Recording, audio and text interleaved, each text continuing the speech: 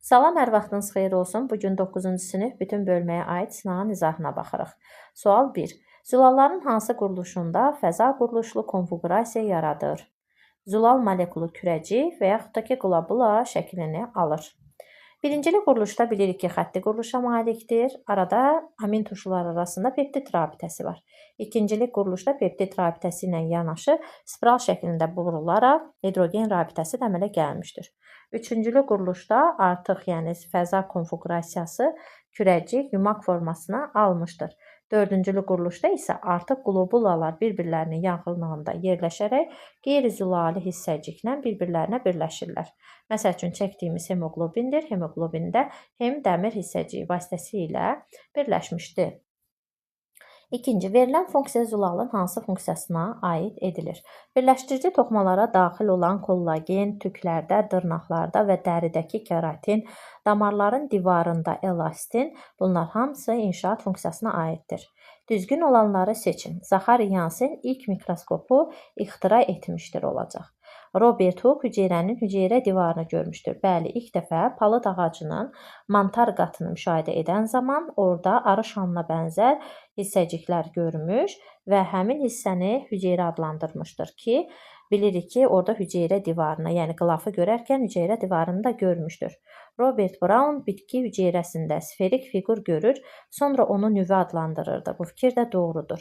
Matthias Schleiden heyvan yox, bitki hüceyrəsinin quruluşu haqqında məlumatları ümumiləşdirmişdir.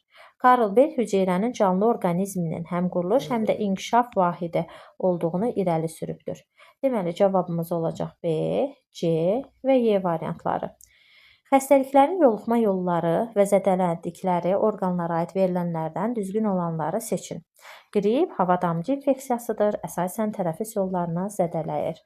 Çiçək hava damcı infeksiyasıdır, ağız boşluğundan bronxlara qədər bütün tənəffüs yolları, daha sonra dəri, bağırsaq zədələnməsi yanlışdır. Bura qədər olan hissələr doğrudur. Bağırsaq amma, bu şəkildə olduqda və bağırsaq zədələnməsi müşahidə edildikdə bu qızılca xəstəliyinə aiddir. Amma çiçək verilibdir. Bu fikir yanlışdır. Hepatit B virusla çirklənmiş qida su vasitəsilə yoluxur, qaraciyər zədələnir. Burada hepatit A olmalıydı. Ona görə bu fikir yanlışdır. Quduzluq qan vasitəsilə yoluxur, sinir sistemi zədələnir fikri doğrudur. Polimiyelit hava damcı yolu ilə yayılır. Udulaq, qaraciyər, bəzən onurğanın hərəki neyronları zədələnir. Bu fikir yanlışdır. Çünki udulaq, bağırsaq və onurğanın hərəki neyronları olmalıydı. Qeç qan vasitəsilə yayılır, immun sistemi zədələnir fikri doğrudur. Bizdən də düzgün olanları istəyirsə cavabımız A, D və F variantları olacaq. İnsülin zülalı biri 21, digəri 30 amin turşusundan ibarət 2 ayrı-ayrı zəncirdən ibarətdir. İnsülin zülalının sintezi zamanı ayrılan su molekulunun proton miqdarını tapın. 21 amin turşusundan ibarət zəncir, 30 amin turşusundan ibarət zəncir, hərəsindən bir əskik su ayrılacaq. 20 su birinci zəncirdən, digər zəncirdən isə 29 su molekulu ayrılacaq ki, bunun da cəmi 49 mola bərabər olacaq. 49 molu 10 protona vurduqda bərabərdir 490 edər. DNT molekulu 24 milyon AKV adenin nukleotidi var. Bu bütün nukleotidlərin 16%-ni təşkil edir. Qalan nukleotidlərin sayını və DNT molekulunun uzunluğunu müəyyən edin. Əgər 24 milyon AKV adenin nukleotidi varsa, bir nukleotidin kütləsi 300-ə bərabərdir. Deməli, 24-ü 3-ə böldükdə 8, yanında da 4 dənə 0, 80 min olacaq adeninin miqdarı. Əgər 80 min adenin 16%-dirsə, digərləri 84%-i nə qədərdir? Bu zaman x-i taparıq ki, bərabərdir 420 minə. Və sonra bizdən DNT molekulunun uzunluğunu müəyyən edin deyir. 420 mindən 80 mini topladıqda 500 min etmiş olar ki, DNT molekulunun uzunluğunu hesablayan zaman DNT 2 zəncirli olduğuna görə bir zəncirdəki nukleotid sayını taparıq. Bərabərdir 250 min. Sonra 250 mini 0,34-ə vurduqda cavabımız olacaq 85 min nanometr. Yəni daha doğrusu ikinci cavabımızın DNT molekulunun uzunluğunu müəyyən edən 85.000 nanometr, birinci tərəf isə qalan nukleotidlərin sayı isə 420.000 bərabər olmuş olacaq. Fotosintezin xüsusiyyətlərini getdiyi yerə uyğun olaraq yerləşdirin. Qıranlarda bilirik ki, işıq mərhələsi gedir. Stromada isə qaranlıq mərhələlər gedir. Suyun parçalanma prosesi fotoliz, işıq mərhələsində gedəcək. Havadan udulan karbon qazının mənimsənilməsi və sadə karbohidratların yaranması, qaranlıq mərhələ. ATF və NADH əmələ gəlir, işıqlı mərhələ. ADF, glikoza, nişasta, selluloza, üzüm molekulları yaranır, qaranlıq mərhələ. Oksigen kənar məhsul kimi xaricə çıxarılır və hüceyrənin tənəffüsü zamanı istifadə olunur, işıqlı mərhələ. Elektronlar vasitəsilə ADF-ə bir ortofosfat turşusu birləşdirmək. Biz bilirik ki, ADF-in üzərinə ortofosfat turşusu gəldikdə ATF sintezi olunacaq. Bu da ki, işıqlı mərhələyə aiddir. İnterfaza üçün səciyyəvi prosesləri seçin. Hüceyrənin həyat fəaliyyəti ilə əlaqədar assimiliyasiya, dissimiliyasiya prosesləri baş verir fikri doğrudur. Hüceyrənin ölçüsündə adətən dəyişiklik baş vermir fikri yanlışdır. Hüceyrə sürətlə böyüyür fikri doğrudur. Hüceyrədə orqanoidlərin miqdarı artır fikri doğrudur. Bu dövrdə enerjinin istifadəsi nəticəsində çoxlu miqdarda ATF-dən ADF əmələ gəlmiş olur. Yəni ATF ADF-ə parçalanır. Bu fikir yanlışdır. Çünki interfaza hüceyrəni bölünmə mərhələsinə hazırlayır. Əksinə ATF-in miqdarı çoxalmalıdır. Bu dövrdə çoxlu miqdarda ATF sintezi nəticəsində enerji ehtiyat halında toplanır fikri doğrudur. Deməli, cavabımız A, C, D və F variantları uyğundur interfazaya. Meyozun birinci bölünməsindəki proseslərin ardıcıllığını müəyyən edir. Diqqət yetirsək, birinci bölünməsindəki proseslərin ardıcıllığı deyir. Birinci mərhələnin birinci bölünməsindəki proseslərin ardıcıllığı bu şəkildə olacaq.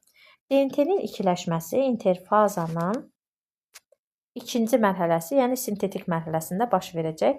Bu interfazaya aiddir.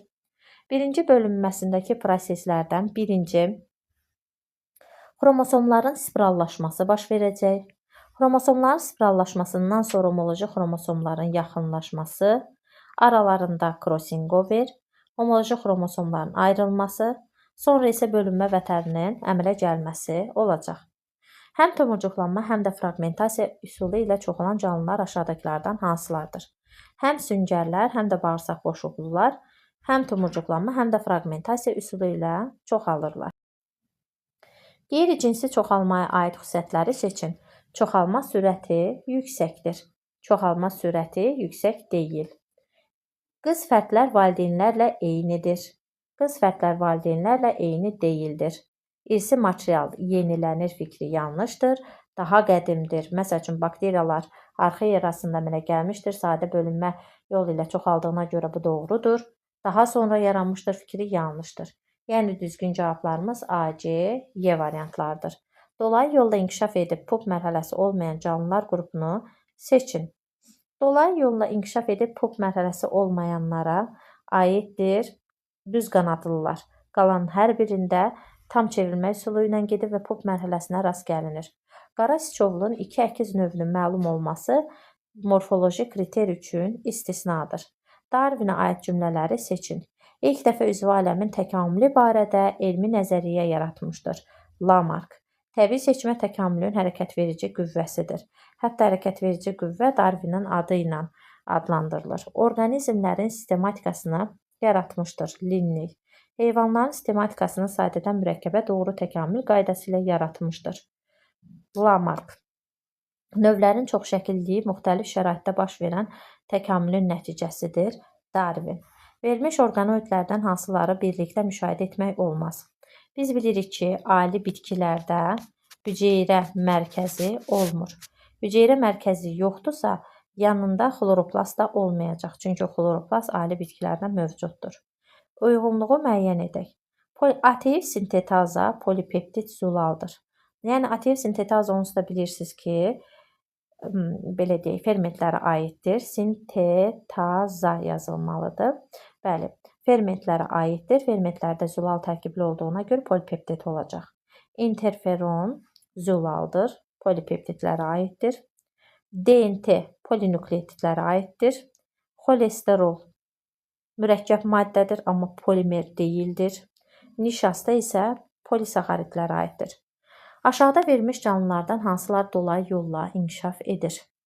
Qurbağa dolayı yolla inkişaf edir. Qartal, may böcəyi dolayı yolla, kərtənkələ getdi, kəpənək dolayı yolla, maral getdi, çərtkə dolayı yolla inkişaf edir. 1, 3, 5, 7. Verilmiş sistematik kateqoriyalardan neçəsi Karl Linney tərəfindən müəyyən edilmişdir? Növ, cins, dəstə, sinif. Əgər göyərçinin yumurtalığının yetişmə zonasına 20 ilkin hüceyrə daxil olarsa, əmələ gələn qametlərin 5-i X cinsi xromosomu daşıyarsa, cəmi neçə yönləndirici cisimcik Y cinsi xromosom daşıyır? Biz bilirik ki, ilkin cinsiyyət hüceyrəsi X qamet bərabərdir Y yönləndirici cisimciyi alınır. İlkin cinsiyyət hüceyrəsinə bizə verib 20 dənə və 5 dənə X cinsiyyət qameti veribdir. Bizdən Y yönləndirici cisimciyin sayının nə qədər olması soruşulur. Bərabərdir 25 dənə. Verilmiş terminlərdən hansının mənası çarpazlaşma adlanır? Çarpazlaşma crossingover sözünün mənasıdır. Hidrofob polimer olmayan maddəni seçin. Hidrofob olsun, polimer olmayan maddəni seçin. Bilirik ki, yağlar mürəkkəb maddədir və suda həll olmur, amma polimer deyildir. Aşağıda göstərilənlərdən hansı ilə fotosintezin sürəti düz mütənasib deyildir? Biz bilirik ki, işığın dalğa uzunluğunda, yəni işıq rəngi dəyişdikcə fotosintezin dalğası da dəyişir. Məsəl üçün, qırmızı rəngdə və mavi rəngdə, bənövşəyi rəngdə sürətlə getdiyi halda, amma sarı və yaşıl rəngdə fotosintez sürəti aşağı düşür. Çünki fotosintez yarpaq yaşıl olduğuna görə yaşıl işığı yarpaq xloroplastlar, xlorofil, yəni işıq olaraq tanımır, qəbul edə bilmir. Ona görə də fotosintez prosesi zəifləmiş olur. Energetik mübadilə zamanı proton kanalından 36 hidrogen protonu keçmişdir. Bu zaman yekunda əmələ gələn ATF molekulunda neçə makroelektrik rabitə saymaq olar? Biz bilirik ki, glikoliz nəticəsində 2 mol ATF əmələ gəlmiş olur. Oksigenli mərhələ nəticəsində 36 ATF molekulu əmələ gəlmiş olur. Yekunda 38 dənə ATF molekulu əmələ gələcək. 24 dənə hidrogen proton kanalından keçən zaman 38-ə bərabər olarsa, 36 dənəsi keçdikdə X-ə bərabər olar. Və hər bir ATF molekulunda adenin, riboza, 3 dənə ortofosfat turşusu qalğı arasında 2 makroelektrik rabitə olduğundan 38 mol ATF-i 2 makroelektrik rabitə sayına vurarıq. Bu zaman ixtisar apardıqda burada 12, 12 ilə 36-nı 3, 3-ü 38-ə vurduqda cavabımız 114 etmiş olacaq. Mitoz bölünmənin normal gedişi zamanı metafaza mərhələsində sentromerlərə birləşmiş vətər tellərinin sayı n olarsa, sentromerlərin sayını n ilə ifadə edin. Təbii ki, bir sentromerə mitozun metafaza mərhələsində hər tərəfdən vətər teli birləşsə, bir sentromerə 2 vətər teli birləşdiyindən bu zaman n qədər vətər teli x qədər sentromerə birləşər. O da bərabər sentromer sayı n bölünsün 2 olar. Yumurtalıqda və toxumluqda baş verən bölünmə zamanı sonda 36 yönəldirici cisimcik yaranmışdır. Əgər bölünməyə məruz qalmış ilkin erkək və dişi cinsiyyət hüceyrələrinin sayının bərabər olduğunu nəzərə alsaq, sonda cəmi neçə qamet yaranmışdır. Əgər 36 dənə yönləndirici cisimcik əmələ gəlibsə, bu zaman dişinin qametogenezinə, yəni yetişmə zonasına X qədər hüceyrə daxil olubdur. Normalda 3 dənə yönləndirici cisimcik alınanda 1 dənə hüceyrə daxil olmuş olur. Deməli, başlanğıcda 12 dənə cinsiyyət hüceyrəsi daxil olubdur yetişmə zonasına. Bu qədəri yumurtalığa daxil olubsa, elə bu qədəri də toxumluğa daxil olubdur. Və biz bilirik ki, hərəsindən bir dənə yetişmə zonasına cinsiyyət hüceyrəsi daxil olarsa, 4 dənə spermatozoid, bir dənə yumurta hüceyrə olmaqla 5 dənə qamet əmələ gələrsə, bəs 12 dənəsi daxil olduqda neçə dənə qamet əmələ gələr? Cavabımız olar 6 dənə. Verilənlərdən hansı və ya hansılar təbii və süni seçməni fərqləndirən əlamətlərdir? biz bilirik ki, yeni növlər yaranır fikri təbii seçməyə aiddir. İnsan üçün faydalı əlamətlər seçilir, süni seçməyə aiddir. Nəticədə yeni formalar yaranır, hər ikisinə aiddir. Sort və cinslər yaranır, süni seçməyə aiddir. Növ üçün faydalı əlamətlər seçilir, təbii seçməyə aiddir. Bu zaman fərqli variantlar 1, 2, 4, 5 olacaq ki, bunlardan 1, 5 təbii seçməyə, 2, 4 süni seçməyə aid olmuş olacaq. Glisin amin turşusunun radikalı hidrogen atomundan ibarətdir. Bu amin turşunun qalığı, indi gəlin biz amin turşusunun qalığını yaradaq. N, H, C, H, R, C, O. Elə bil ki, uşaqlar, ortada biz amin turşusunun qalığını yazdıq. Hal-hazırda deyir ki, radikalın yerinə əgər biz hidrogenlə əvəz etsək, bu zaman onun molekul kütləsi nəyə bərabər olmalıdır? Hal-hazırda gördüyümüz ortadakı kütlə 110-a bərabərdir. Əgər biz radikal hissəni yox etsək, bu zaman radikalın kütləsini çıxmalıyıq. Bu zaman qalır 56. Onun yerinə hidrogen əlavə etdikdə üstünə 1 gələrik, olar 57. Sonra haqqında qan xəstəliklərinin diaqnostikası, gəlin bunu pozaq. Bəli. Qan xəstəliklərinin diaqnostikası, müalicəsi və profilaktikasına dair konfransda qan xərçəngi, virisi qan xəstəliyi olan qan laxtalanmaması haqqında məruzələr oxundu. Qan xərçəngi bilirik ki, leykozdur. Qanın laxtalanmaması isə hemofiliyadır. Haqqında məruzə oxunan irsi xəstəlik hansıdır? Bu xəstəlik hansı xromosomla ilişikli keçir? Yadınızda saxlayın ki, leykoz irsi xəstəlik deyildir. Hemofiliya irsi xəstəlikdir. X cinsi xromosomu ilə resessiv olaraq nəsildən nəslə keçir. Haqqında məruzə oxunan irsi yolla keçməyən qan xəstəliyi hansıdır? Leykoz. Və bu xəstəliyin əsas səbəbi nədir? Bilirik ki, qırmızı